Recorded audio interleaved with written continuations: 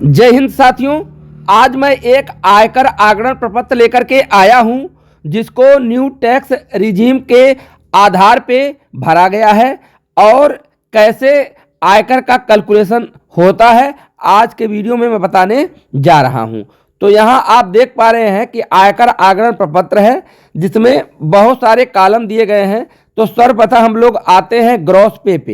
तो यहाँ आप देख लीजिए कि जो कॉलम है ग्रॉस पे का, तो यहाँ देखिए टोटल यहाँ ग्रॉस पे देखने को मिल रहा है 11,57,908 रुपये। यह पूरा टोटल ग्रॉस पे है जिसमें सैलरी के साथ साथ यहाँ आप देख पा रहे होंगे कि डीए का डिफरेंस 46 से 50% का डिफरेंस भी दिया गया है और 50 से 53% का डिफरेंस दिया गया, साथ ही साथ बोनस।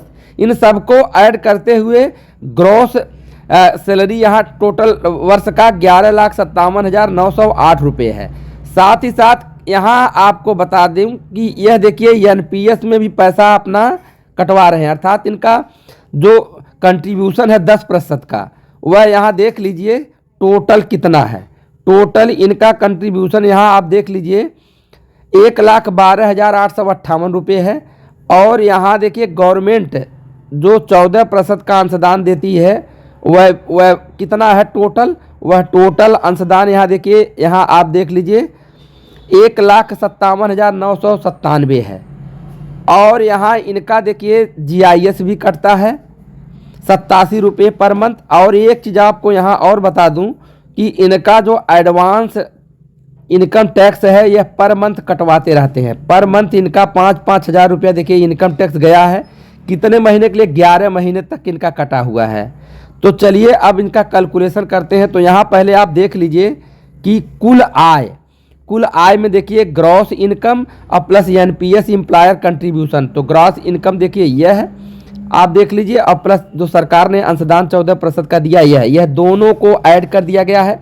अभी यह बाद में माइनस भी हो जाएगा, घबराइएगा नहीं। यहाँ देख लीजिए तो इसको ऐड करने पे इनका 13,15,905, यहाँ देखिए 13,15,905 रुपये यहाँ कुल आय देखने को मिल रहा है। स्टैंडर्ड डिडक्शन 75,000 रुपये, मानक कटौती ये हो जाती है, अर्थात छूट मिल जाता है 75,000। तो यहाँ देखिए 75,000 रुपये, इसमें से यह 75,000 घट जाएगा तो शेष आय इनका देखिए 12,40,905 रुपये शेष आय है। ठीक है, ये शेष आय आपने देख लिया। यहाँ देखिए बैंक ब्याज और अन्य स्रोतों से आए, अगर इनको कुछ बैंक ब्याज मिला है, अन्य स्रोतों से कोई और आमदनी इनकी है तो चाहे तो ये दिखा सकते हैं। तो यहाँ इनको दिखाना चाहिए, तो इन्होंने देखिए 0 दिखाया, इनका अन्य स्रोतों से कोई आय नहीं है। तो यहाँ देख लीजिए तब यही शेष आय ही यही हो जाएगा। ठीक है, तो यहाँ देखिए सकल आय हमारा वही हो जाएगा क्योंकि इसमें जुड़ेगा नहीं। देखिए ये 0 है तो इसलिए इन दोनों का जब योग होगा तो 12,40,905 रुपये ये हमारा क्या हो जाएगा, ये हमारा सकल आय हो जाएगा। अब इसमें से देखिए जो एनपीएस का 14% गवर्नमेंट ने कंट्रीब्यूट यहाँ किया था, अब देखिए उसको घटा सकते हैं। कैसे? कौन सा सेक्शन है?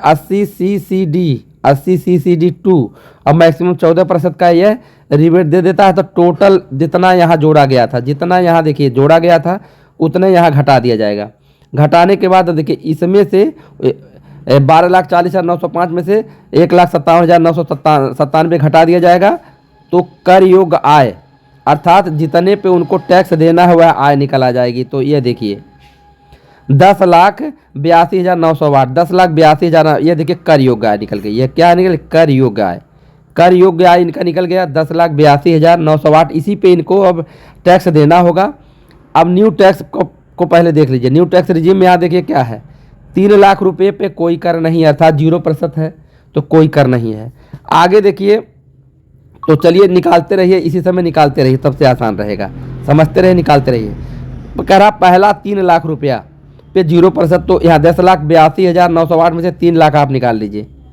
चलिए 3 लाख निकाल लिया गया, ये 3 लाख निकाल लिया गया, इस पर 0% टैक्स लगा दिया गया तो 0% तो 0 हो जाएगा। आगे 3 लाख 1 से 7 लाख तक जो रुपया है, जो पैसा है, उस पर 5%, तो 3 लाख निकाल लिया। 3 लाख से ऊपर अब देखिए 7 लाख तक, तो 4 3 7, 4 लाख का अंतराल है, 4 लाख ले लीजिए। इसी में 4 लाख और ले लीजिए।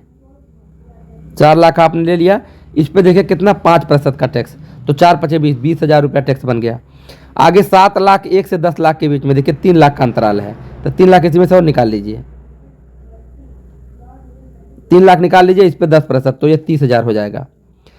अब देखिए आगे कह रहा है 10 लाख से 12 लाख के बीच में जो धनराशि 15%, तो यहाँ देख लीजिए, यहाँ पहले आपने 3 लाख निकाला यह, फिर 4 लाख निकाला, फिर 3 लाख निकाला, तो 4 3 7 3 10, 10 लाख आपने निकाल लिया। अब 10 लाख से 12 लाख के बीच में जो धनराशि है, तो 10 लाख और 12 लाख के बीच में धनराशि देखिए 82,908, 82,908 रुपये, यही देखिए यही बच रहा। तो अब इस पे देखिए 15%, तो ये हो जाएगा आपका 12,436 रुपये। ठीक है, अब इन सब को जोड़ लीजिए तो टोटल टैक्स निकल आएगा। तो कुल आयकर आप जोड़ लीजिए, तो जोड़ने पे आ जाएगा 62,436 रुपया आ जाएगा। इनको देखिए ये धारा 87A का लाभ नहीं मिलेगा। क्यों नहीं लाभ मिलेगा? क्योंकि जब कर योग्य 7 लाख से कम होती तब मिलता, और सीमांत राहत जो मार्जिनल रिलीफ है इनको ये भी नहीं मिलेगा। तो इनका कुल टैक्स यही इतना बना 62,436 रुपये, ये तो बना, लेकिन इस पर अधिभार भी लगेगा, 4% अधिभार लगता है। ठीक है, तो 4% अधिभार क्या है? वह स्वास्थ्य और शिक्षा उपकर है 4%, तो 62,436 का 4% 2,497 रुपये हो जाएगा। अब इन दोनों को ऐड करेंगे तो शुद्ध देय आयकर इनका 64,933, 64,000, यहाँ ध्यान से देख लीजिए, यह शुद्ध देय आयकर इनका बन गया 64,933 रुपये।